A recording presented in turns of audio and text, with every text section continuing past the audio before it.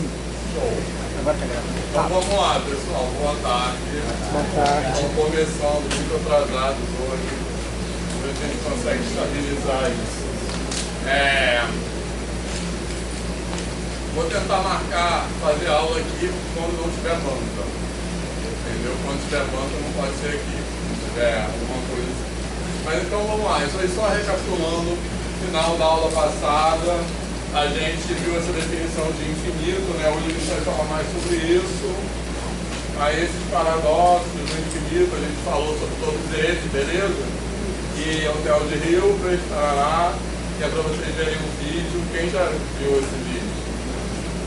Projeto M3, é só botar Projeto M3 no campo, inclusive eles têm vários vídeos, tá? Legais. Aí essa parada do Google, né? O Google... Você não chegou a falar. Não falou. Falou. No final. Falei bem no finalzinho. Não, mas enfim, não importa o Google. É aquela coisa de números muito grandes, né? A diferença entre infinito e números muito grandes.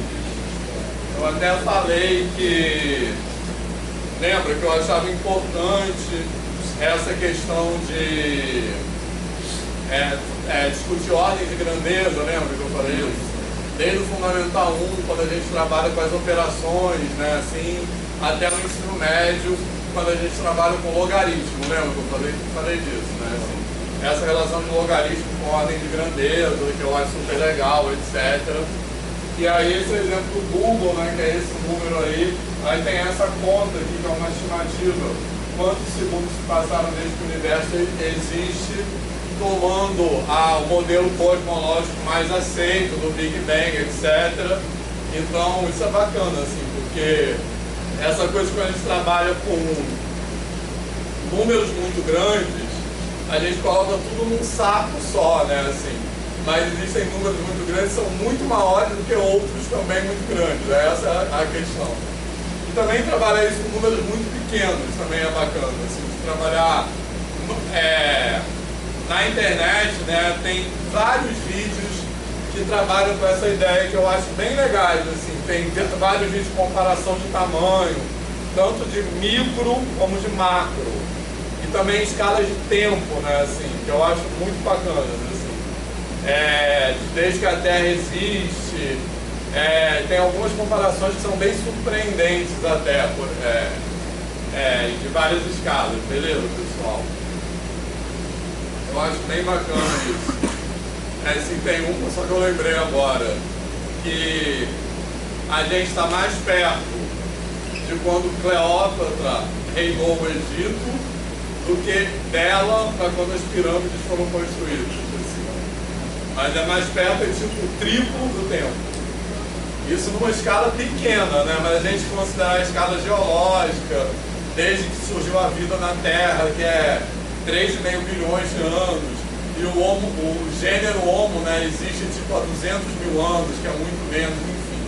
E aqui essa conta é bacana, porque você vê a diferença, ó. Essa aqui é a estimativa da quantidade de segundos desde que já se transcorreram, desde que o universo existe. E comparado de 10 elevado a 17, né, da hora, isso aqui, o Google é 10 elevado a 100. Então, tipo, é absurdamente maior, né? Tranquilo? Certo? Então tem várias contas assim que eu acho que são bacanas para fazer, inclusive, na educação básica, né? Assim, bom, aí tem isso aí, vamos.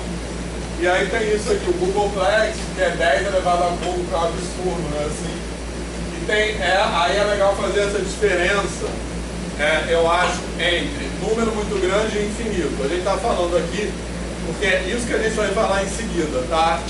A gente vai falar agora do conceito de cardinalidade e a gente vai falar de cardinalidades finitas e cardinalidades infinitas. Beleza? Certo? E a principal coisa para entender é que as cardinalidades finitas, a quantidade de elementos de conjuntos finitos, é um objeto matemático de natureza diferente das cardinalidades infinitas. Tranquilo? Beleza? E essa diferença é expressa pela própria definição de infinito. Qual é a definição matemática de infinito? É alguma coisa que é do mesmo tamanho, entre aspas, de um pedaço de si próprio. Tá beleza, pessoal? Foi isso que a gente falou bastante na aula passada. Então é isso que eu estou falando aqui. Essa é a diferença entre infinito e qualquer número, né? Porque um número, como eu estou dizendo aqui, por maior que ele seja, se eu subtrair um pedaço, ele muda, né? Infinito não. Você pode tirar um pedaço e ele continua do mesmo tamanho. Ele não altera a cardinalidade. Ele pode não alterar a cardinalidade. Beleza, pessoal? Tá tranquilo? Tá? E aqueles paradoxos infinitos expressam isso. Tranquilo? Certo? Beleza? Então, aqui, eu tenho isso em mente, que isso é muito importante, e é disso que a gente vai falar agora, tá? Bom, aqui tem alguns exercícios que estão lá numas notas de aula, que a gente não vai fazer aqui, por questão de tempo, mas eu sugiro que vocês façam, porque eles podem cair na prova, tá? Não esses, né? Mas exercícios desse tipo, beleza? E aí a gente pode tirar dúvida, vocês podem perguntar pelo Google Classroom, por exemplo, eu respondo por lá, tá? Esses exercícios aqui são sobre o conceito de infinito, de conjuntos finitos e infinitos, tá? E são exercícios bem elementares, né? Tipo assim, parecem propriedades bem óbvias, assim. Por exemplo, se dois conjuntos, um está contido no outro, se o de dentro é infinito, então o de fora é infinito. Se o de fora é finito, então o de dentro é finito. Parecem coisas óbvias, mas é para a gente mostrar a partir daquelas definições, né? A gente já falou sobre isso, por que a gente tem que mostrar coisas óbvias, né, em matemática, assim. Porque quando a gente está numa construção axiomática, com definições, etc., a gente precisa mostrar coisas óbvias, porque essas coisas que a gente está mostrando, elas não precisam corresponder à nossa realidade. Mas o que a gente está tentando dizer, o que a gente está tentando fazer é estabelecer verdades relativas. Se uma coisa é verdade, então a outra é verdade, tá? Então isso aqui é esse o caso. Às vezes esses exercícios são um pouco angustiantes, porque não é verdade, me parece. Mas o que a gente quer, não é que é óbvio pra gente, é que daquela definição isso decorre. É isso que a gente precisa mostrar, tá de boa, pessoal? Isso. A gente já falou um pouco sobre isso, tranquilo? Tá? Bom, então, agora, certo? Até agora foi recapitulando as aulas anteriores. Agora vamos começar a falar de outras coisas, beleza, pessoal? Certo? Então, primeiro, o que é a cardinalidade? Tá? É isso que nós vamos falar agora, tranquilo? Então, nós já definimos na aula anterior conjuntos cardinalmente equivalentes, estão lembrados? Beleza? Que é uma definição bem intuitiva, né? Dois conjuntos são cardinalmente equivalentes quando existe uma bijeção entre eles, beleza? Tá? E aí a questão que agora vai ser legal, é que no caso de conjuntos infinitos, essa definição de conjuntos cardinalmente equivalentes, que parece muito intuitiva, leva a conclusões surpreendentes, tá? Beleza? Basicamente são duas coisas que acontecem em conjuntos infinitos. Um é essa, que é a própria definição de infinito, que eu já falei. Conjunto infinito tem o mesmo tamanho que um pedaço de si próprio, e a outra é o fato de existirem infinitos maiores do que outros. Então a gente vai falar sobre isso já já, tá legal? Beleza, pessoal? Tá certo? Bom, e aí o nosso objetivo aqui, e é esse objetivo que vai nos levar ao trabalho de Cantor com a definição do que ele chamou de números transfinitos, beleza? a nossa definição, a nosso objetivo, aliás, é definir classes de cardinalidade. Tá legal? Certo?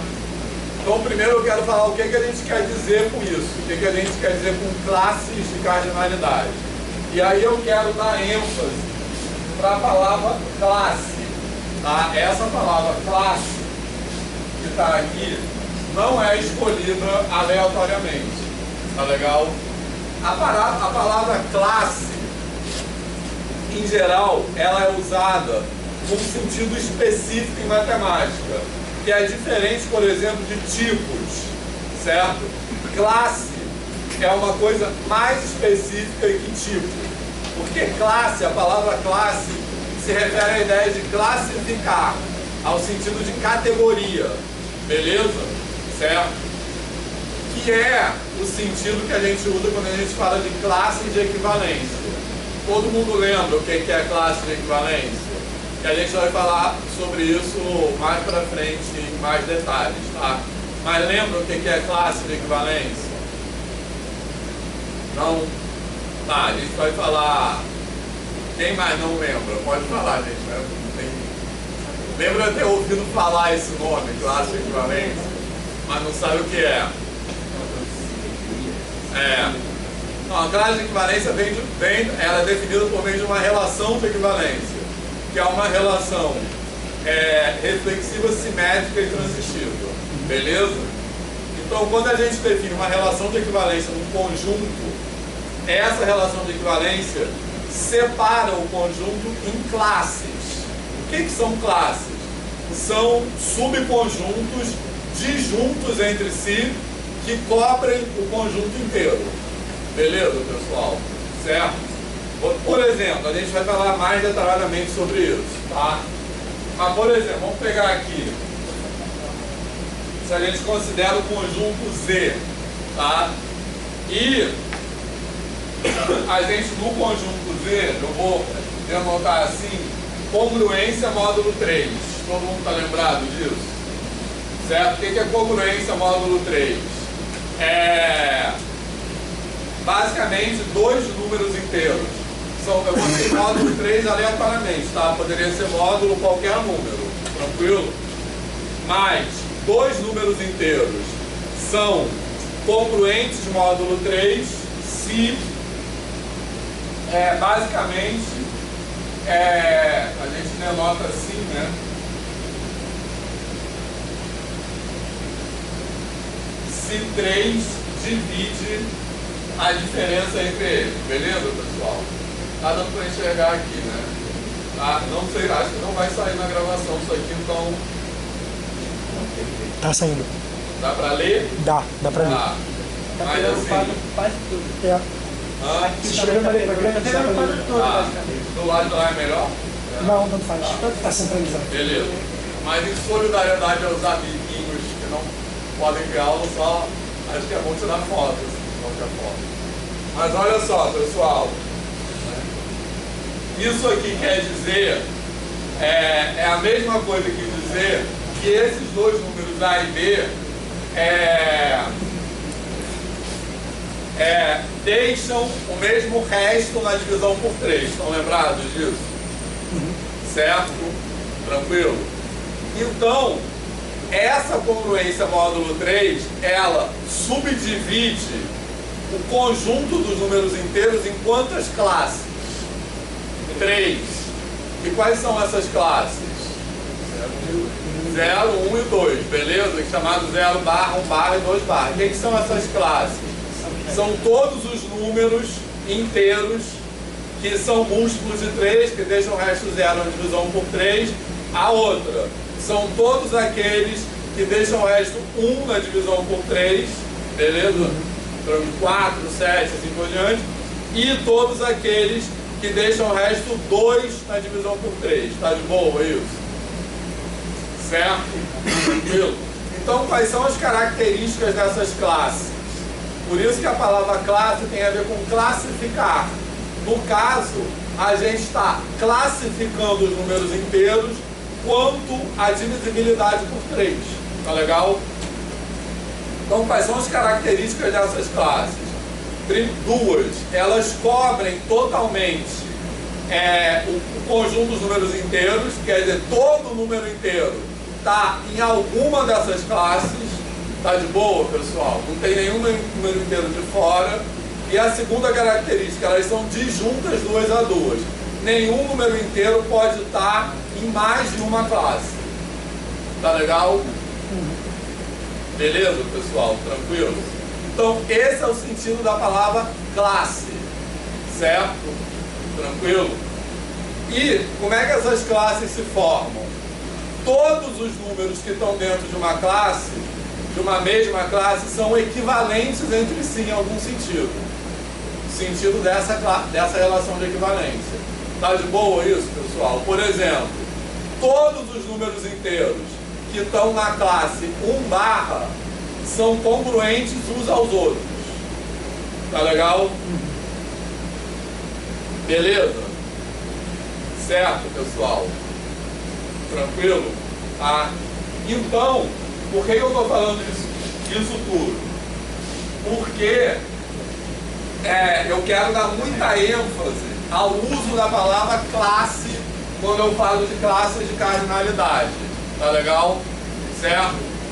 Então, uma classe de cardinalidade, ela se comporta basicamente como uma classe de equivalência. Tá legal? Certo? Só que eu não posso considerar uma classe de cardinalidade como uma classe de equivalência. Eu vou explicar por quê. Beleza? Uma coisa de cada vez. Tranquilo? Porque tem um problema formal aí envolvido. Mas a ideia de classe de cardinalidade é a mesma ideia de classe de equivalência. Porque a pergunta que eu quero responder quando eu falo o que é cardinalidade, a pergunta é a seguinte: como eu classifico os conjuntos quanto à sua cardinalidade? Beleza? Certo? Tranquilo, pessoal? Tá? Então, olha só. Essa pergunta que eu vou colocar... Isso, perfeito. Essa pergunta, ela vai ter... A resposta para essa pergunta vai se bifurcar, porque ela vai ter uma resposta para o caso dos conjuntos finitos e outra que é mais próxima da gente, digamos assim, da nossa experiência, e ela vai ter outra resposta para o caso dos conjuntos infinitos, que é onde eu quero chegar logo, beleza? Tranquilo, pessoal? Certo? Então, no caso dos conjuntos finitos, a resposta para essa pergunta é muito mais próxima da nossa experiência que no caso dos conjuntos infinitos, tá? Então vamos lá, no caso dos conjuntos infinitos, quais são as classes de cardinalidade? Ou seja, como é que eu classifico os conjuntos finitos quanto à sua cardinalidade? Quais são os objetos matemáticos que eu posso usar para rotular as classes dos conjuntos finitos? Os naturais.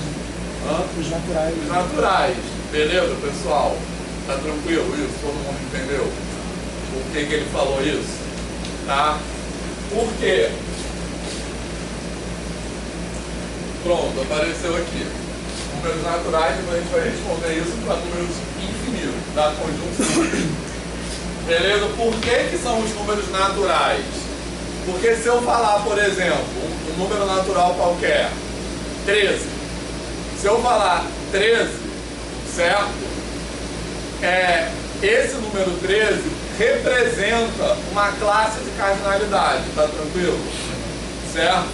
Por quê? Todos os conjuntos, cardinalmente aqui, todos os conjuntos com 13 elementos são cardinalmente equivalentes entre si. Beleza? Tranquilo? Fez sentido isso? Tá? E se eu falar assim, maior que 10, isso é uma classe? Não. Ficou claro? Por quê? Eu posso inventar um tipo de conjunto, considera os conjuntos com mais de 10 elementos. Só que isso não é uma classe, Porque nem todos os conjuntos com mais de 10 elementos são equivalentes entre si. Tem sentido isso? Beleza, pessoal? Então por isso que eu uso a palavra classe e não a palavra tipo, por exemplo. Tá? Certo? Porque a palavra classe, em matemática, ela é usada com esse significado. Certo? Como uma família de coisas que é definida a partir de alguma equivalência entre os seus elementos e todos eles são equivalentes entre si. Tá legal? Beleza? E eu estou dando muita ênfase a isso, porque isso é relativamente fácil de pensar no caso de conjuntos finitos. Aí depois a gente vai usar essa experiência para pensar como fica isso no caso de conjuntos infinitos. Tá certo? Beleza, pessoal? Tranquilo? Sim. Tá? Tá de boa até aqui? Certo? Então, a gente vai ter que fazer algumas demonstrações aqui para mostrar essa implicação aqui, mas é relativamente fácil de entender que, no caso dos conjuntos finitos, o objeto matemático que nós usamos para rotular as suas classes são os números naturais. Tá? Beleza? Porque se eu pegar qualquer conjunto finito, seja ele qual for, a cardinalidade dele pode ser expressa por um número natural. Tá legal? Certo? Além disso, dois conjuntos finitos que são cardinalmente equivalentes entre si têm a cardinalidade expressa pelo mesmo número natural. A gente vai demonstrar isso também, tá? Mas isso é mais fácil da gente perceber. Tá de boa até agora? Tá? Por quê? Como eu disse, por que eu estou dando ênfase a isso? Porque a gente vai querer responder essa pergunta no caso de conjuntos infinitos. Tá? E aí já não é tão próximo da nossa experiência. E aí que vai nos levar a lugares surpreendentes. Tá de boa? Show? Tá. Bom, antes da gente ir mais para frente, alguma dúvida até aqui? Tá. Então olha só responder o que eu falei agora há pouco, por que formalmente eu não posso considerar as classes de cardinalidade como classes de equivalência, tá? Certo? Por que não? É pelo seguinte. Bom, o que é uma classe de equivalência? Como eu falei agora há pouco, isso a gente, como eu disse, a gente vai ver em mais detalhes mais para frente, quando a gente falar da construção de Z e de Q, que são baseadas em classes de equivalência. Mas, como eu falei agora há pouco, uma classe de equivalência, uma relação de equivalência é uma relação que é reflexiva, tá de boa? O que é reflexiva? Todo mundo lembra? Que todo elemento se relaciona com ele mesmo. Isso, beleza? Certo? Ela é simétrica, tá? Que quando um elemento A está relacionado com o elemento B, então, C somente C, na verdade, o elemento B está relacionado com o elemento A. Tá de boa? Certo? E ela é transitiva. Também, se A está relacionado com B, B está relacionado com C, então A está relacionado com C. Beleza? Congruência módulo 3, ou módulo qualquer número natural, vou botar até aqui para...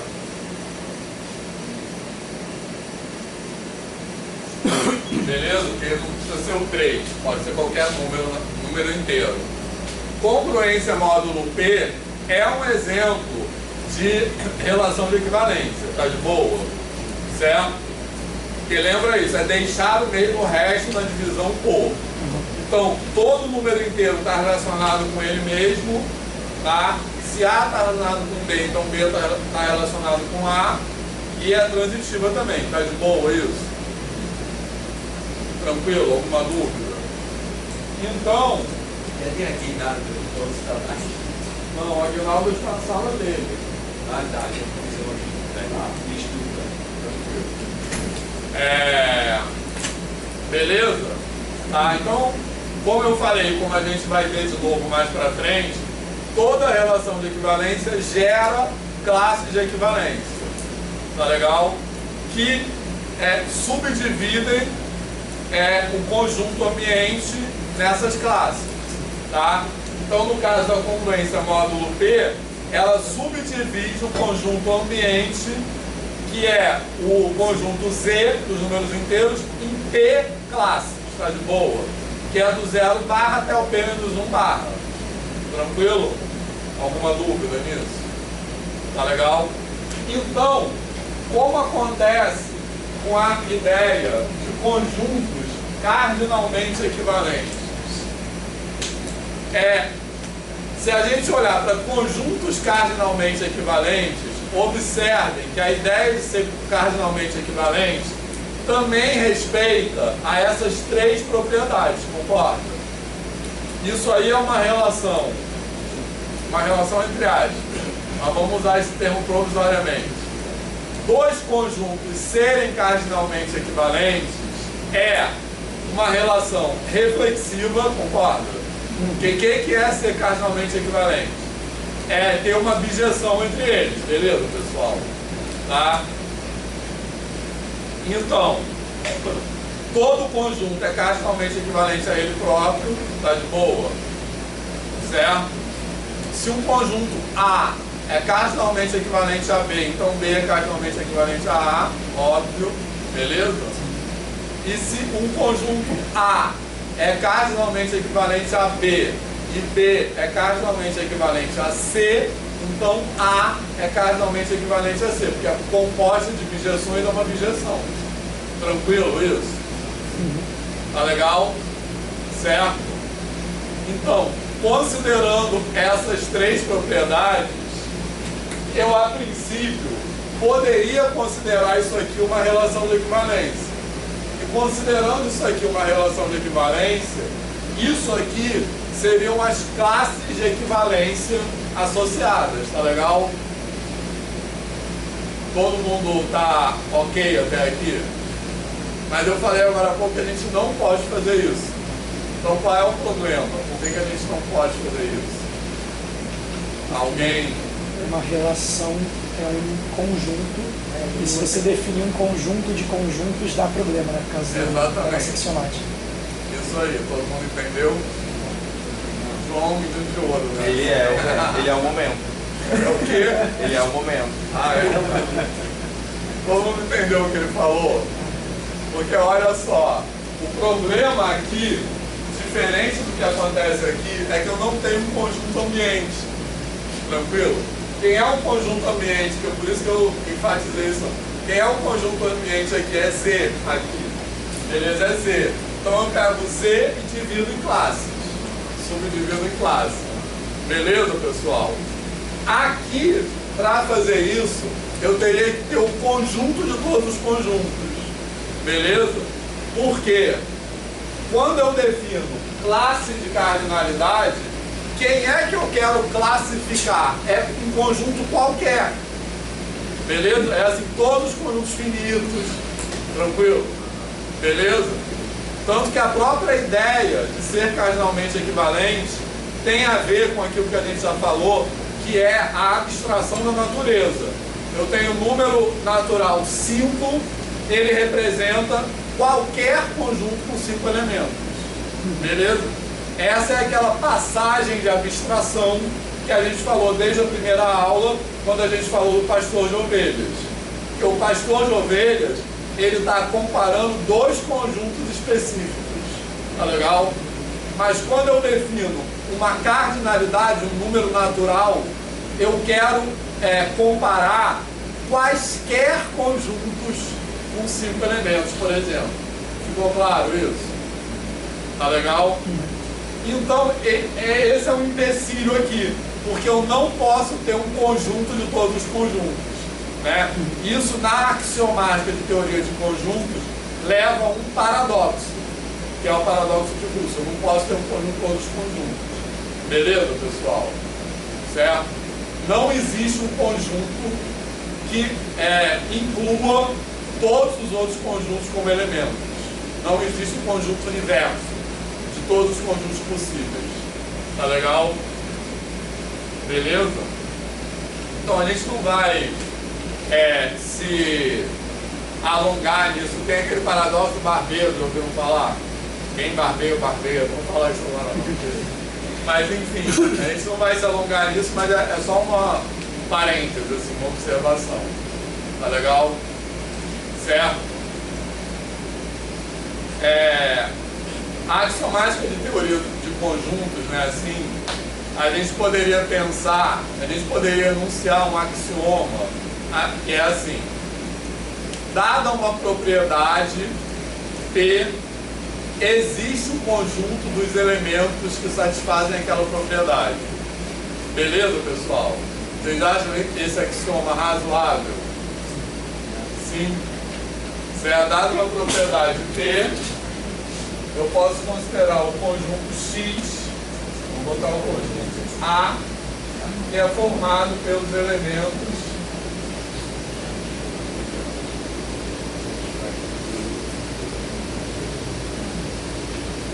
beleza, pessoal? Certo? Tranquilo? Tá? Só que justamente isso aqui leva um paradoxo. Certo? Então a gente precisa de uma propriedade P e de um conjunto universo X. Aí sim, eu posso, aqui é X e X não, tá? Beleza? Tranquilo? Aí esse axioma aí é verdadeiro, quer dizer, verdadeiro não.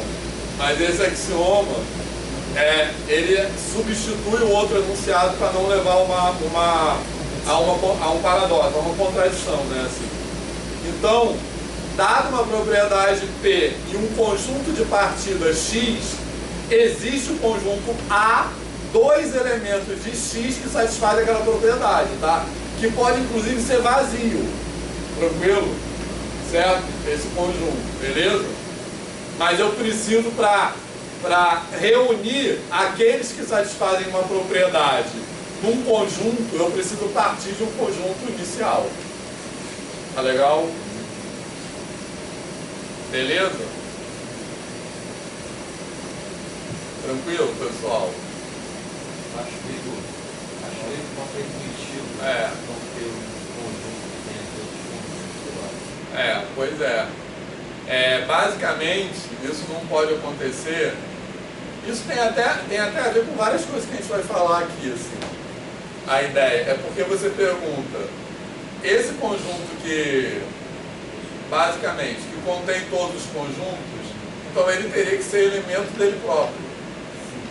Entendeu? A contradição é basicamente essa. Entendeu?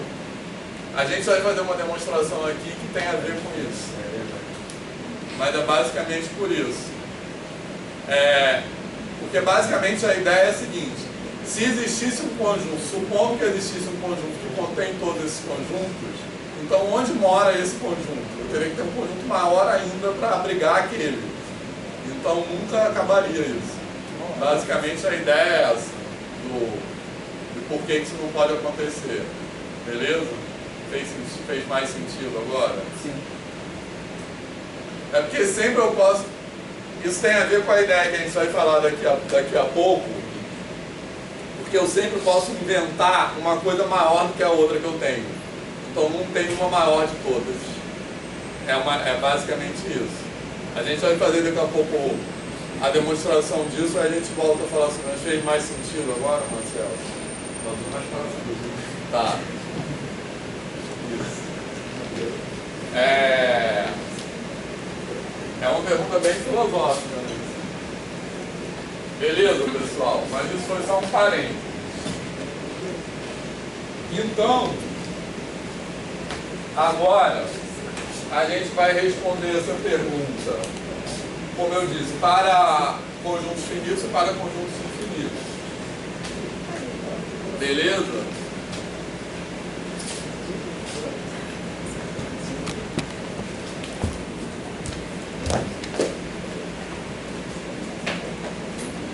Então, no caso de cardinalidades finitas.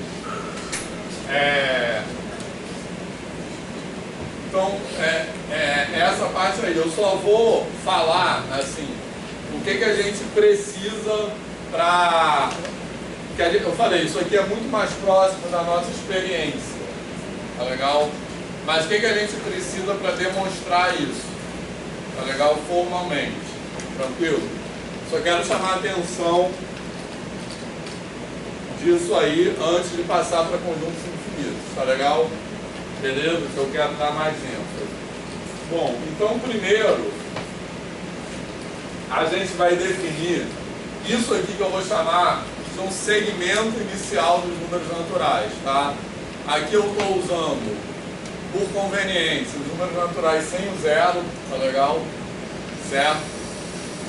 E a palavra segmento não é tipo segmento de reto, o segmento é preciso ser um pedaço mesmo, mas o que é esse segmento inicial dos números naturais que eu estou chamando? É isso aqui, ó. Beleza, pessoal? Tá tranquilo? Certo? Tá? Então, o I1 é só o número 1. O I2 é o número 1 e o número 2. Tá legal? Beleza? Tá? E o IN é o número 1 até o número N. Tá beleza? Tá? Então, por isso, o que eu vou fazer agora? Eu vou usar esses conjuntos como referência para classificar qualquer outro conjunto finito. Beleza? É isso que eu vou querer fazer. Tá tranquilo? Certo? Então eu vou mostrar que qualquer conjunto finito pode ser posto em bijeção com algum conjunto desse tipo aqui, N. Beleza? Tá tranquilo, pessoal? É isso que eu quero mostrar. Então, por isso que a gente precisou falar dos números naturais antes de falar de cardinalidade, porque os números naturais vão ser usados para classificar as cardinalidades. Qualquer conjunto finito é subconjunto desse? Não, é subconjunto não. Existe uma bijeção com algum conjunto desse tipo. Entendeu? E para cada conjunto vai ser uma bijeção diferente? Na verdade, para cada... vai ter que pensar nessa bijeção, é isso? Para cada conjunto, na verdade, não tem uma única bijeção. Entendeu? Certo? Vou botar aqui um conjunto. Bem pouco criativo, tá? Mas enfim. O que eu vou precisar mostrar é que olha esse conjunto aqui. Tranquilo? Certo?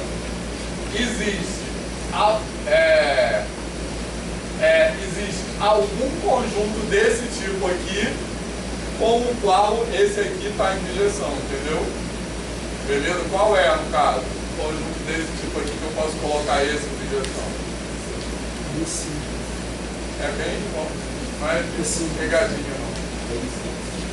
O I5.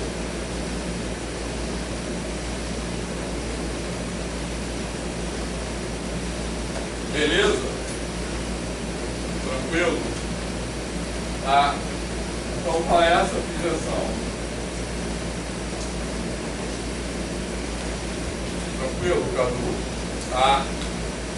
Certo? Agora preste atenção, até uma spoiler, uma coisa que eu ia falar mais pra frente. Essa bijeção é única? Não. Certo? Eu construí a bijeção mais careta possível, de propósito. Mas essa bijeção não é única. Poderia ter outras. Quantas bijeções eu posso ter? Mas exercício combinatório, né? Então a bijeção não é única, mas um conjunto de 5 é único. Entendeu? Então isso é o resumo dessa parte de cardinalidades finitas. O que eu preciso mostrar é que para qualquer conjunto finito que eu pegar, beleza? Existe algum conjunto desse tipo aqui com o qual aquele conjunto finito pode ser colocado em bijeção. Ficou claro isso? Certo? Esse conjunto aqui é único. A bijeção não é única, tá? Mas o conjunto é único. Beleza? No sentido é único, eu quero dizer que esse cara aqui se ele está em bijeção com I5, ele não pode estar em bijeção com I6. Tá legal? Certo? E a partir disso que eu vou definir cardinalidade. Eu vou definir assim: todo conjunto que está em bijeção com I5, eu vou dizer que ele tem 5 elementos. Eu vou dizer que a cardinalidade dele é o número 5. Fez sentido? Certo? Então, para poder definir isso, para poder dizer isso, eu preciso demonstrar duas coisas. Veja bem, que qualquer conjunto finito que eu pegar, eu consigo algum IN com o qual ele está em bijeção, beleza? Certo? E aí, nesse caso, eu vou dizer que ele tem N elementos. Essa é a primeira coisa. Segunda coisa, eu não posso conseguir dois INs diferentes com o qual o mesmo conjunto está em bijeção, beleza? Certo? Que é isso que eu falei. Se ele está em bijeção com I5, ele não pode estar em bijeção com I6. Tranquilo?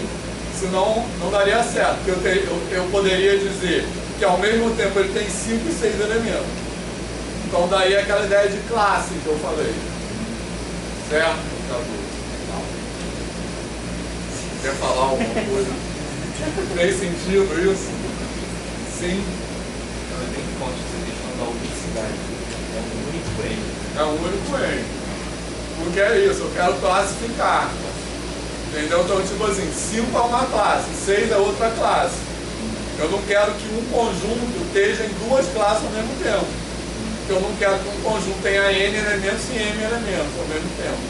Ele só pode ter a quantidade de elementos dele tem que estar bem definida. Tá legal? Certo? Então é isso que eu vou demonstrar.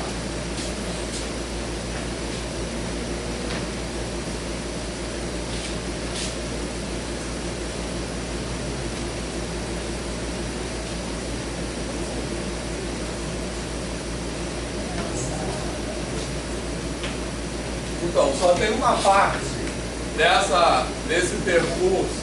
Fala. Não. Não, tá de boa. Tá de boa. E você, Pedro? Tá? Sempre faço isso. Olha só. Então vamos lá. Então, só tem uma parte desse percurso que é chatinha, tá? Mas uma demonstração que é bem chata, mas eu não vou fazer aqui não, porque eu não quero ficar muito tempo nisso. Porque, na verdade, o que eu tenho que mostrar para isso tudo fazer sentido, parece, mais uma vez, é uma daquelas coisas óbvias. Eu quero mostrar que esse conjunto aqui, eu preciso mostrar que esse conjunto aqui é finito. Tá? Repara que isso não, pela nossa construção, isso não é óbvio, tá? Não é óbvio assim, não é dado, beleza? Por quê? A gente definiu finito como aquilo que não é infinito. Lembra disso? Tá? E o que é infinito? É um conjunto que é cardinalmente equivalente a uma parte de si próprio, certo? Então eu preciso mostrar que esses conjuntos aqui não podem ser cardinalmente equivalentes a uma parte de si próprio. Tranquilo? Uma parte dele E mostrou. mostrar que não tem a mesma cardinalidade. Ele todo, então ele não é infinito. Não tem uma objeção. Mas demonstrar isso é bem chatinho. Entendeu? Certo? Por quê? De novo, essa coisa é demonstrar coisas óbvias. Né? A gente precisa fazer isso porque a gente está partindo de definições e a gente quer e não daquilo que a gente conhece. Né? A gente tem que esquecer um pouco daquilo que a gente conhece. Né? Mas vamos lá. Ah, tá, isso aí, ó. E uma objeção é chamada uma contagem. Tá? Beleza? Tranquilo? Tá? Então uma contagem aí é aquilo que depois a gente pode fazer, tem até esse exercício, que é um exercício combinatório. Para cada conjunto finito existem N fatorial contagens. Tá legal? Beleza? Cada objeção é o que eu chamo de uma contagem, que é isso, a ideia de que eu vou contar. Então eu tenho aquele conjunto que eu desenhei lá, A, B, C, D, E. ele está em bijeção com 1, 2, 3, 4 e 5. Então, se eu associo o A com 1, o B com 2, eu estou contando esse conjunto, beleza? Tá? Porque depois, no caso de conjuntos infinitos, eu vou chamar de enumeração. Bom, aí, como eu falei, tem esse lema aqui, tá? Que todo segmento inicial dos naturais é um conjunto finito. Isso aqui que eu vou pular a demonstração, que é isso, a gente não dá tempo de falar tudo, eu quero passar logo para a parte mais legal, que são os conjuntos infinitos. Isso aqui essa demonstração está feita em umas notas de aula que tem lá disponíveis, beleza? Tá? Tranquilo, pessoal? Certo? Então vamos lá, vamos fazer de conta que esse lema está demonstrado e vamos para as partes mais legais. Então, ó, como eu falei, a primeira coisa que eu tenho que demonstrar é que um conjunto finito não vazio, aí eu quero falar sobre isso, um conjunto finito, um conjunto não vazio é finito, se e somente se existe uma contagem para ele, tá legal? Se e somente se ele pode ser posto em bijeção com algum conjunto em N. Tá tranquilo, pessoal? Certo? E por que eu estou colocando aqui conjunto diferente de vazio? Porque se o conjunto for vazio, não tem nenhuma bijeção com N, concorda? Vazio não está em bijeção com nada, tranquilo? Tá? Mas assim, pra gente aqui, na nossa construção, conjunto vazio é finito ou infinito? Finito, por quê? E agora pegou. Ele não tem subconjuntos. Exato, ele não tem subconjuntos próprios. Certo? É o que a gente chama de um argumento de vacuidade, né? Beleza? Fala aí. Eu que estou falando. Beleza, pessoal? Por que a gente pode concluir que, lembra bem, eu estou em que pé nós estamos? Para a gente tem a definição de conjunto infinito, que é um conjunto que tem o mesmo tamanho, ou seja, a mesma em bijeção, com um subconjunto próprio dele. Tá beleza? Certo? Um conjunto vazio não tem subconjuntos próprios. O subconjunto próprio é um subconjunto que é diferente do próprio conjunto. É diferente de vazio também. Então, enfim. Beleza? Então, o conjunto vazio não pode ser infinito, porque para demonstrar que ele é infinito, eu precisaria que existisse um subconjunto próprio dele. Beleza? Como esse conjunto não existe, eu não consigo colocar em bijeção um subconjunto próprio. Logo, ele é finito. Porque eu defini finito como a negação de infinito. Tá beleza? Certo? Tá? Tranquilo? E aí eu vou dizer que a cardinalidade dele é 0. Mas ele não entra nesse teorema porque ele é finito, mas ele também não pode ser contado. Tá legal? No sentido de ter uma bijeção com aquele conjunto. Beleza, pessoal? Certo? Então vamos demonstrar esse teorema aí. Bom, a volta agora ela é mais fácil caída, tá? Porque aquele lema, na verdade a dificuldade da demonstração, ela está escondida naquele lema. Nesse sentido eu estou roubando aqui um pouco, tá? Eu estou botando para debaixo do tapete a dificuldade da demonstração, tá? Que está naquele lema. Mas uma vez demonstrado aquele lema, isso aqui decorre do lema, tá? Beleza? Por quê? Nessa volta, isso aqui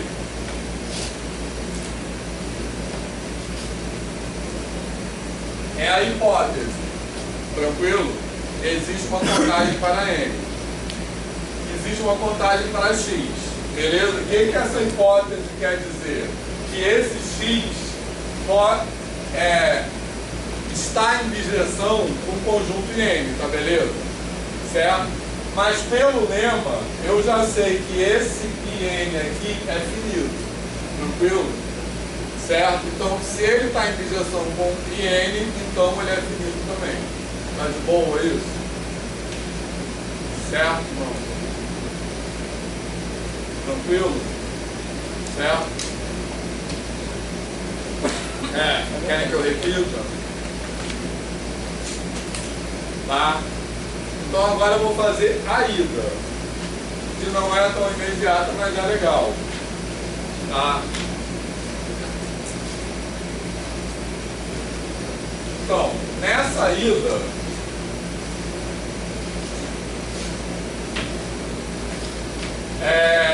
a hipótese é essa aqui.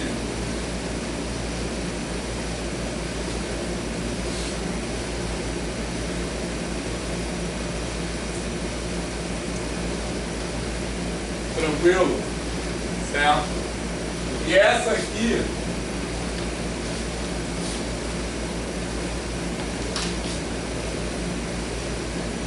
é a tese. Tá legal? Tranquilo? Certo? E então eu tenho, por hipótese, que o conjunto é finito e eu quero construir uma contagem para ele. Eu quero construir uma bijeção com algum conjunto IN. Beleza? Certo? E essa demonstração da ida, ela consiste basicamente em esvaziar esse conjunto. Tá? Certo?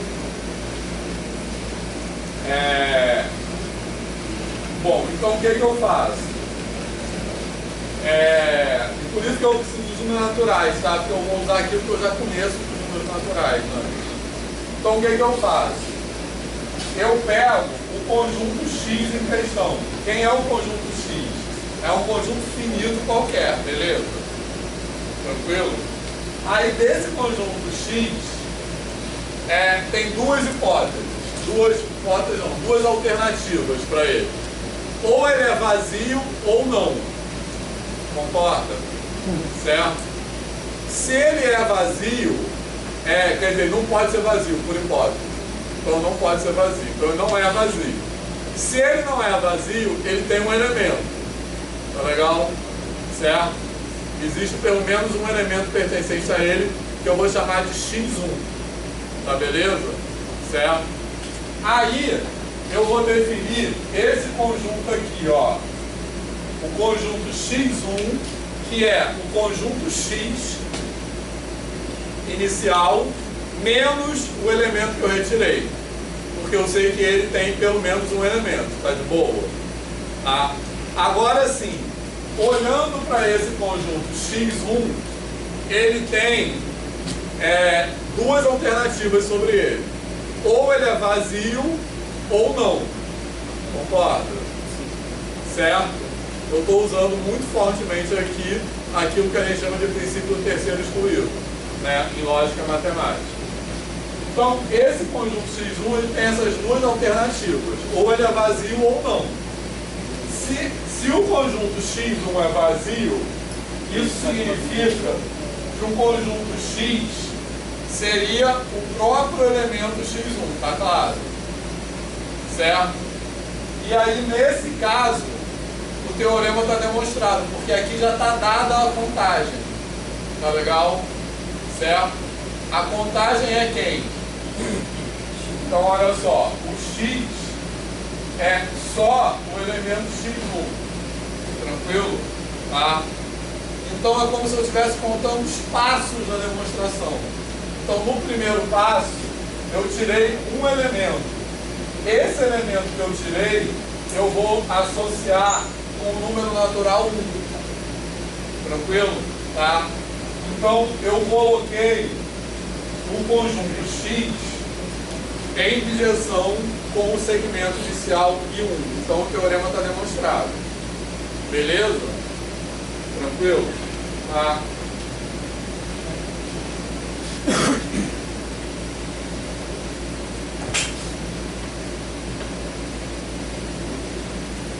Então, olha só. Bom, agora, como eu falei, esse conjunto X1 tem duas possibilidades. Ou ele é vazio ou não, tá? Se ele é vazio, como eu disse, o teorema está demonstrado. Se ele não é vazio, eu posso tirar um outro elemento dele, x2, concorda? Certo? Beleza? E aí eu vou pegar o conjunto x2, que é o conjunto x1, menos o elemento que eu tirei agora nessa segunda passagem x2. Que quem é também esse conjunto x2? É o conjunto x menos x1 e x2, concorda? Beleza? Certo? Agora, para esse conjunto x2 aqui, vai acontecer a mesma coisa que eu acabei de falar. Ou ele é vazio ou não. Beleza? Se o conjunto x2 for vazio, novamente o teorema está demonstrado. Tá legal? Beleza? Certo? Porque se o conjunto x2, se o conjunto x2 for igual a vazio,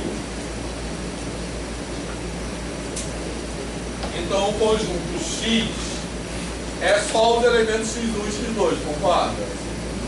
Beleza? Tá? Então a objeção já está dada aqui. Eu estou associando o conjunto x com o segmento I2. Esse aqui está associado com o número 1 e esse aqui está associado com o número 2. Está de boa isso?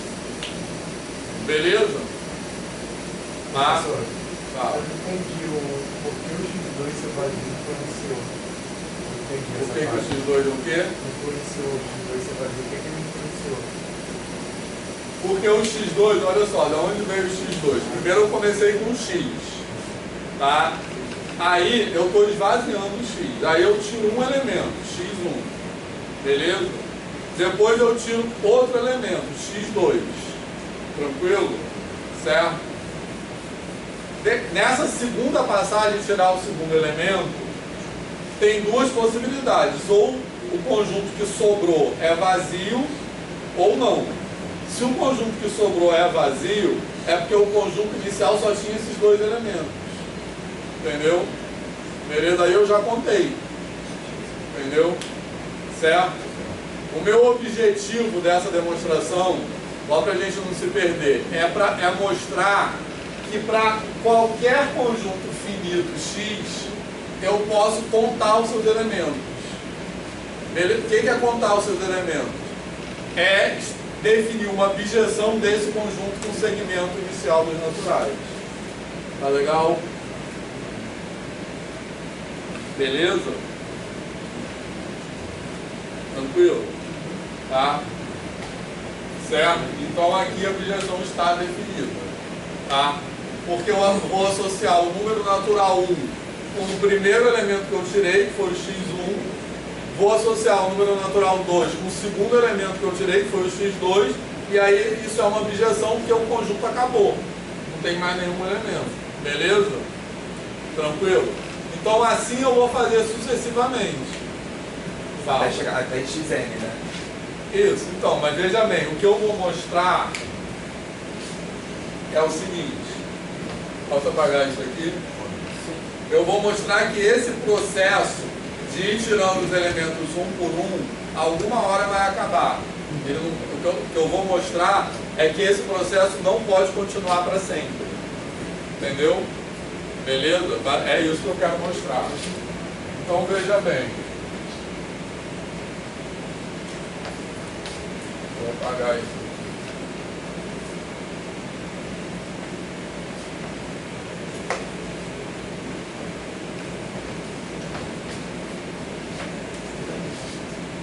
Então, olha só, o processo que eu estou falando, que eu estou fazendo, é esse aqui, beleza? Certo? Vê se está claro isso aqui que eu estou escrevendo. Em cada passo, eu escolho um elemento xn do conjunto xn menos 1, tranquilo? Tá? Eu comecei com o conjunto x, beleza? Tranquilo? Aí escolhi um elemento do conjunto x. Tranquilo? Aí defini o x1 como x menos esse elemento. Aí escolhi um elemento x2 do conjunto x1. Aí defini o conjunto x2, que é o x1 menos esse elemento, tá claro isso? Certo? Aí assim eu continuaria, x3, aí definiria um conjunto x3, que é o conjunto x2, menos o elemento x3. Então, alguma dúvida no que está escrito aqui? Beleza? Tranquilo? Tá? Tá de boa? Certo?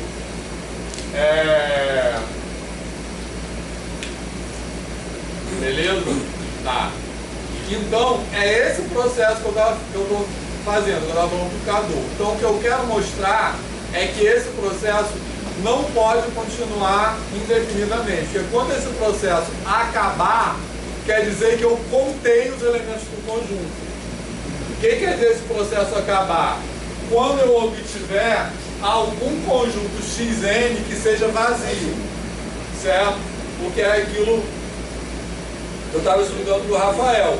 Quando esse conjunto xn é vazio, quer dizer que eu esgotei os elementos do conjunto original x. Tá? Então eu estou fazendo o x, tiro o x1, tiro o x2, tiro o x3, tiro o x4, tiro o x5. Se acabou, aí se o resultado desse processo for igual a vazio, beleza? Significa que eu contei os elementos do conjunto x. Beleza? Tem sentido isso? Então, eu tenho que demonstrar que esse conjunto aí é vazio. Em algum momento ele será vazio, beleza? Aí como é que eu vou demonstrar isso? Eu vou supor que ele não seja. Tá? Então suponhamos que esse processo pudesse ser continuado indefinidamente. Tá legal? Se esse processo pudesse ser considerado, pudesse ser continuado indefinidamente, beleza? Eu definiria uma bijeção entre o conjunto x e os números naturais, tá claro isso? Certo? Porque eu pegaria o seguinte, eu tiraria um elemento x1, concorda? Deixa eu escrever aqui, já que melhor. Eu tiraria um elemento x1. Esse elemento x1 está associado com o número 1, beleza? Aí depois eu tiro um elemento x2. Esse x2 está associado com o número 2. Aí eu tiro o x3. Esse x3 está associado com o número 3, assim por diante. Como eu já disse, se eu parar aqui, eu contei o conjunto, tá legal? Certo? Agora, se isso não parar nunca, eu vou ter o conjunto x associado com os números naturais. Tá beleza? Certo? Tranquilo? Então, o conjunto x seria cardinalmente equivalente aos números naturais. Mas isso não pode acontecer porque eu já sei que os números naturais são infinitos, concorda? Porque eu já mostrei Hotel de Cantor, Hotel de Hilbert, várias coisas que mostram que n é infinito. E por hipótese, o conjunto x é finito, beleza? Tá? Então, em resumo, qual é o argumento? O argumento é, eu posso pegar o conjunto x, que é um conjunto que por hipótese, eu estou supondo que é finito, e ir retirando seus elementos um por um. Beleza? Nesse processo, duas coisas podem acontecer. Ou esse processo para em algum momento, certo? Ou ele não para nunca. Se ele não para nunca, eu construiria uma bijeção do conjunto x com os números naturais. Mas isso não pode acontecer, porque eu já sei que os números naturais são infinitos. Tá? Então significa que esse processo tem que parar em algum momento. E nesse momento que ele parar no n, em algum n, ele vai parar. Então esse n no qual ele para é justamente onde eu conto aquele conjunto. É a cardinalidade desse conjunto. Beleza? Certo? Tá de boa isso para todo mundo? Tá?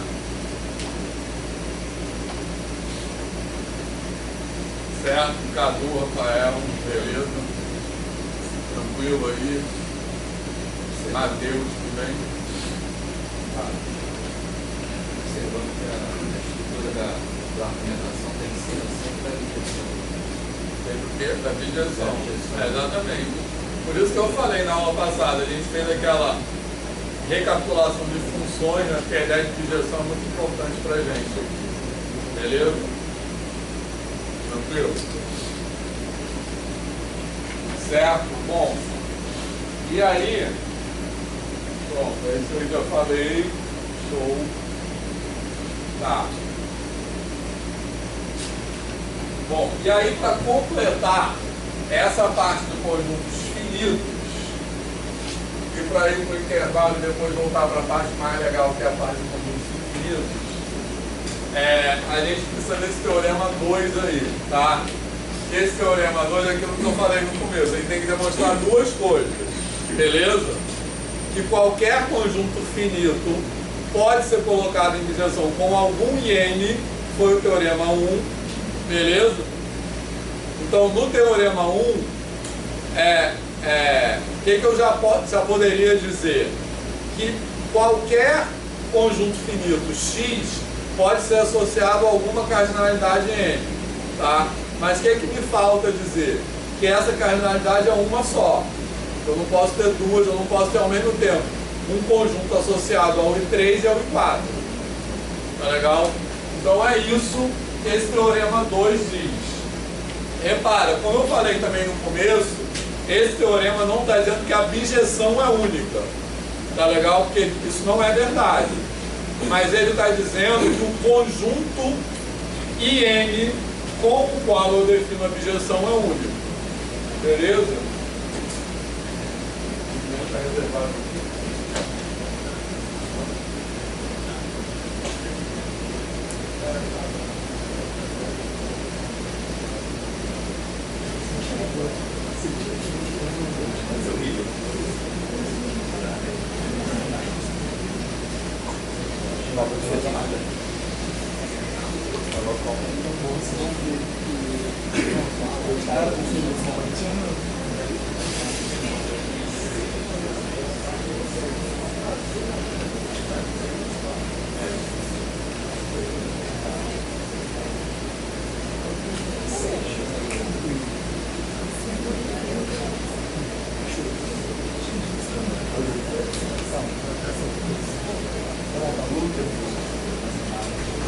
Então vamos lá. Professor, vamos ser expulsos?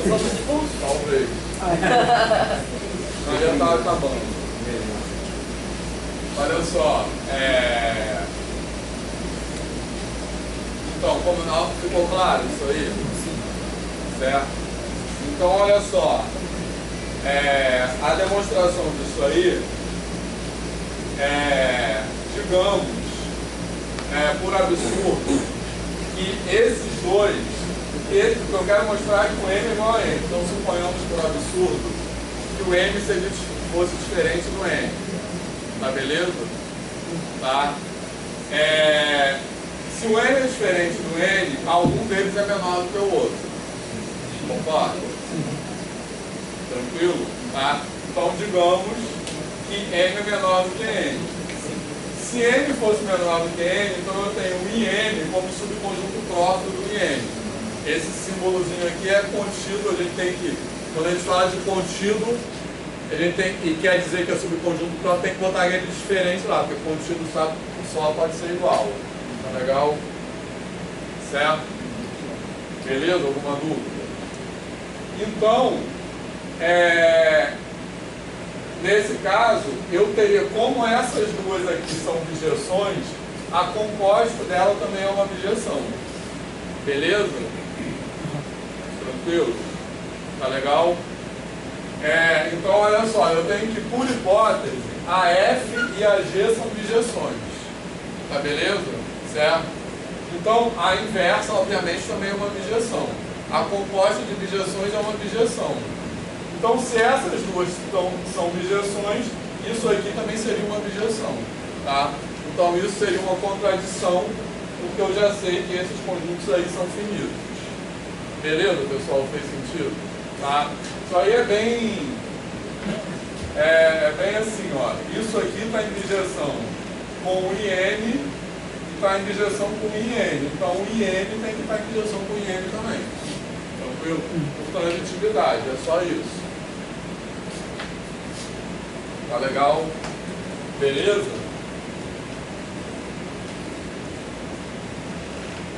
Alguma dúvida? Certo? E eu já sei que, eu já demonstrei que esses caras aí são finitos, tá? Então eu não posso ter um contido no outro e eles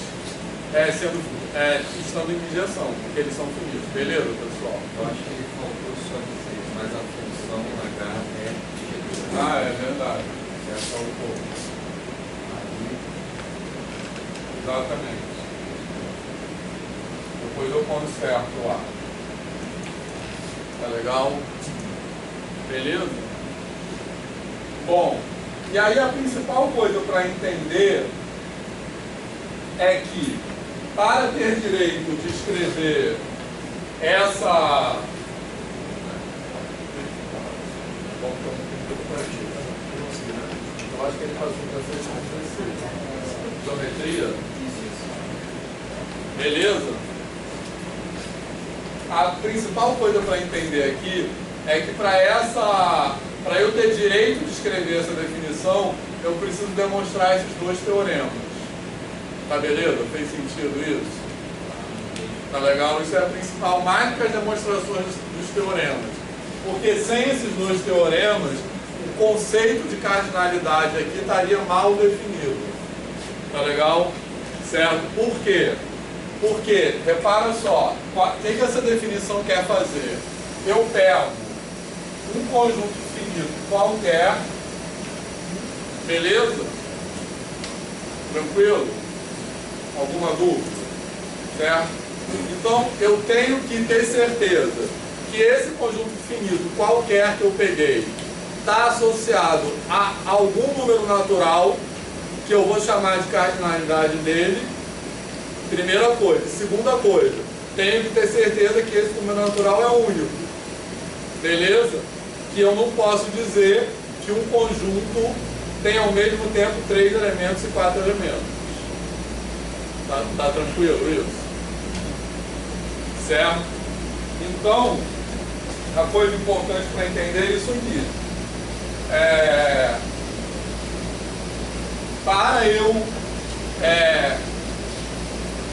Para que essa definição esteja bem definida, né, para que esse conceito esteja bem definido, para que essa definição seja consistente, eu tenho que antes, eu acho que ele foi para 636, eu tenho que antes demonstrar esses dois teoremas.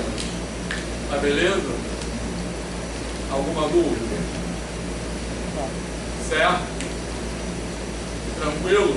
Isso é principal, isso aí ficou entendido? Senão isso aqui não faria sentido. Certo? Tá. Então, a gente já vai para o intervalo. Vou lá ver como é que se resolveu o negócio da sala, mas acho que sim.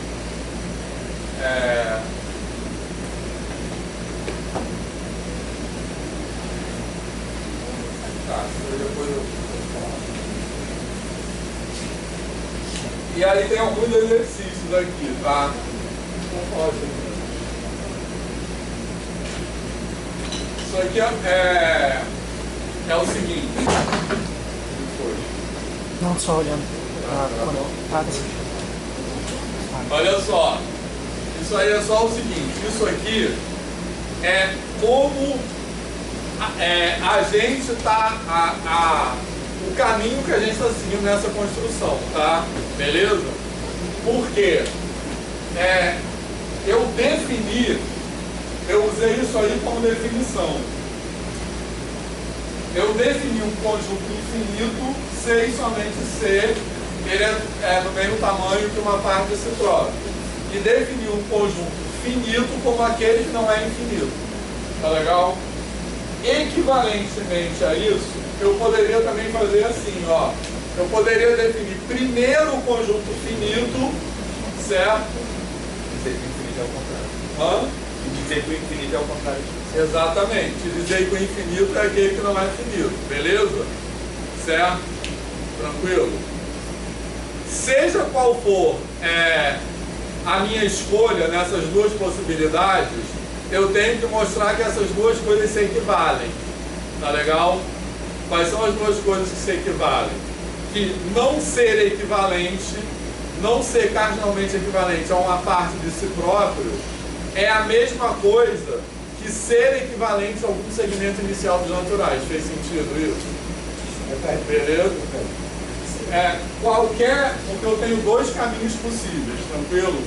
Seja qual for o caminho que eu escolher nessas duas possibilidades, beleza? Eu tenho que mostrar que o que eu chamo de finito, no caso, é a mesma coisa. Tranquilo? Então, o que eu chamo de finito aqui? O que eu estou chamando de finito aqui é um conjunto que não é cardinalmente equivalente a uma parte de si próprio. Beleza? E o que eu estou chamando de finito aqui? É isso. Aquele que é equivalente a um segmento inicial dos naturais. Tá? Então, seja qual for o caminho que escolher, em algum momento desse caminho, eu tenho que mostrar que não ser cardinalmente equivalente a uma parte de si próprio é a mesma coisa que ser equivalente a um segmento inicial dos naturais. Beleza? Certo? Que foi o que a gente acabou de fazer, né? Aquele teorema 1. Tranquilo, pessoal? Fez sentido isso?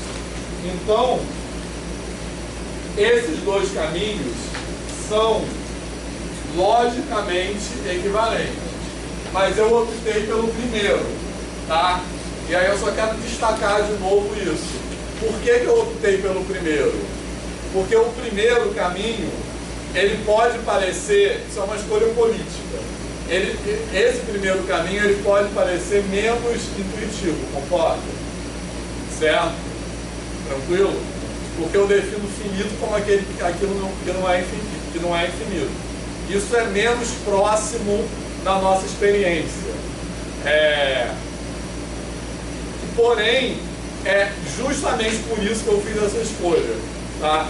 Porque eu quero começar a falar sobre isso destacando a propriedade que torna essa discussão relevante, que é o fato de que conjuntos infinitos se distinguem dos conjuntos finitos por terem essa propriedade bizarra, serem cardinalmente equivalentes a uma parte de si próprios. Beleza? Então eu quero já inaugurar a discussão a partir dessa propriedade, porque essa é a propriedade que é central nessa discussão toda. Beleza? Se eu fizesse outro caminho, que é chamar isso aqui de definição, isso ficaria mais suavizado. E eu não quero suavizar. Aí é que tá. Beleza? Fez sentido isso? Posso perguntar na prova se vocês concordam ou discordam disso? Porque qualquer resposta é certa, tá? Pode perguntar. Pode perguntar então. A questão qualquer resposta. Calma, eu não acabei ainda. Qualquer resposta, sim ou não, é certa, tá? O que eu vou avaliar é como vocês justificam a escolha de vocês, entendeu? Beleza? Que elas são logicamente equivalentes. Considera suave as partes daqui demonstrativas. E no outro, ele já destaca inicialmente a propriedade que é mais bizarra, entendeu? Beleza? Tranquilo? E aqui a gente caminha na segurança. Isso. Pra cá, e a gente bateu o olho assim, Não, mas é porque o outro, a insegurança está escondida. Ela vai surgindo aos poucos, assim, desse aqui de baixo. O primeiro é mais legal. Hã? O primeiro é mais legal. Beleza, Marcelo? Entendeu? E basicamente é o seguinte: aquilo que torna toda essa discussão relevante é o fato de que existem conjuntos infinitos que são caracterizados por essa propriedade bizarra, que é ser do mesmo tamanho que um pedaço de si próprio. Beleza? Se não fosse isso, nem seria um tópico isso aqui. Tá? Então, isso é a ideia de problematização. Porque é assim, não é eu vou definir isso aqui. A questão é, por que é relevante definir isso aqui? Entendeu? Beleza? Fez sentido isso? Tá legal? Bom, nesse caminho isso é uma definição, isso é um teorema, né? Mas poderia ser ao contrário também. Tá legal? O de baixo poderia ser uma definição e o de cima um teorema. Tranquilo? Certo? O que é isso? É a própria ideia de problematização, que não é simplesmente enunciar as definições. É enunciar as definições e dizer a que questão aquela definição responde. Por que aquela definição é relevante. Entendeu? Beleza? Certo? E aí, para acabar essa parte antes do intervalo,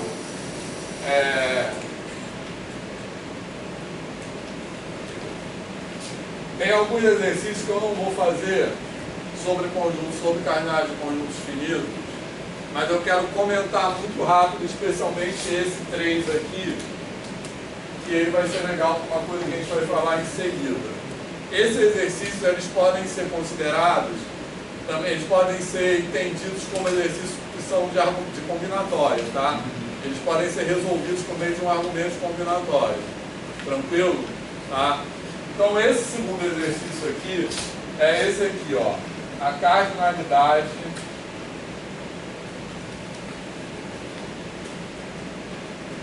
das partes de x é 2 elevado à cardinalidade de x, beleza? Estou dando esse símbolo aí para cardinalidade, que é um símbolo bem usual. Tranquilo, pessoal? Certo? Ou seja, se um conjunto tem n elementos, ele tem 2 elevado a n subconjuntos. Tá de boa isso? Sim. Certo? Repara que dá certinho, tá?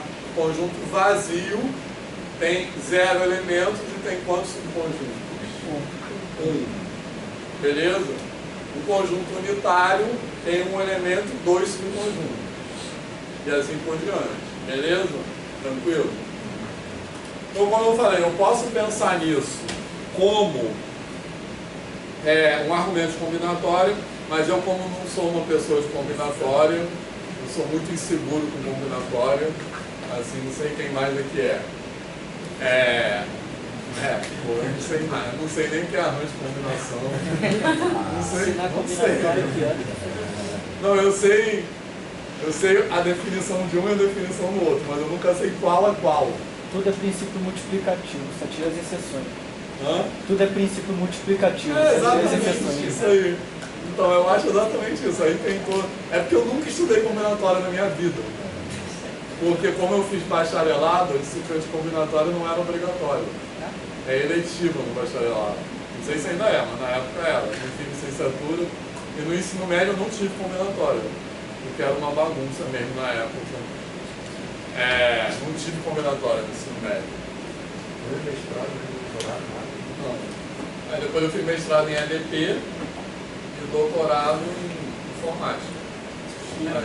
Aí, nunca tive uma aula de combinatória na vida. Eu fiz ensino médio no Cefet, né? Na época era bem bagunçado lá o Cefet. Ela excluía bastante matéria. Não, na verdade o que aconteceu foi o seguinte, toda hora o currículo mudava.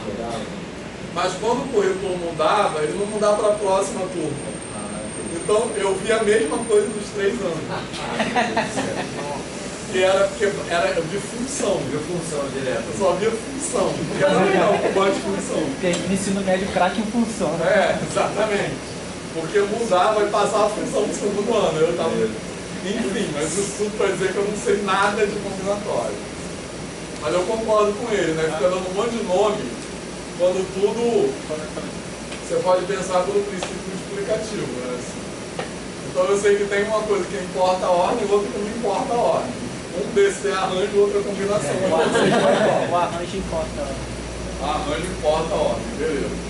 Mas enfim, isso aqui a gente pode fazer por combinatório. Como eu não estou acostumado com combinatório, eu penso nisso por indução. Mas é basicamente o mesmo argumento, só com outra linguagem. Tá legal? Mas basicamente o que está por trás, vocês podem fazer esse exercício usando indução combinatória, tá? Mas o que está por trás desse exercício, o raciocínio que a gente tem que ter é o seguinte. Pensa só, eu tenho um conjunto, beleza? Quando eu incluo um novo elemento, o que acontece com o número de subconjuntos? Qual é a resposta? Dobra. Beleza? Por isso que é 2 elevado a n. Então, tá claro isso para todo mundo? Certo? Vou pegar aqui um conjunto assim. 1, 2, 3. Beleza? Certo? Então, você não vai dar muito trabalho. Vou botar 1, 2 só. Quais são os subconjuntos de 1, 2? Vazio. 1, 2 e 1, 2. Beleza? Certo? Aí eu vou aqui no 1, 2, 3. Incluo um novo elemento. 3. Agora, quais são os subconjuntos desse novo conjunto aqui? São todos esses, mais cada um deles união 3. Então eu vou ter esse aqui união 3, que é só o 3. 1, 3. 2, 3. E 1, 2, 3. Beleza? Tá tranquilo? Certo? Então eu estou dando 1, 2, 3, a valeria para N. Então quando eu incluo um novo elemento num conjunto, quais são os que acontece com os subconjuntos? Eu tenho todos aqueles que eu já tinha e mais cada um deles com aquele elemento acrescentado. Então eu dobro o número de subconjuntos. Então por isso que é 2 elevado a N. Quando eu passo do 1 para o 2, eu vou dobrar 1. Então eu tenho um elemento, eu tenho 2 subconjuntos. 2 elementos, eu tenho 4 subconjuntos. E assim por diante. Beleza? Esse aí é o 8 subconjunto. Beleza, pessoal? Certo? Eu acho esse negócio legalzinho. Assim. E mais do que isso, para conjuntos finitos, essa questão aí é um exercício de combinatória, tá? Mas daqui a pouco a gente vai voltar a falar dessa questão no caso de conjuntos infinitos. Beleza? Que essa questão, que questão é essa que eu estou falando? A relação entre a quantidade de elementos e a quantidade de subconjuntos. Beleza? Isso vai ser crucial para o conceito de número transfinito, que a gente vai falar sobre ele na volta do intervalo. Beleza? Então valeu, pessoal. 10 minutos. A gente deixa as coisas aqui, tá garantido, a gente não nada? Bom, sim. Eu vou falar com ele lá.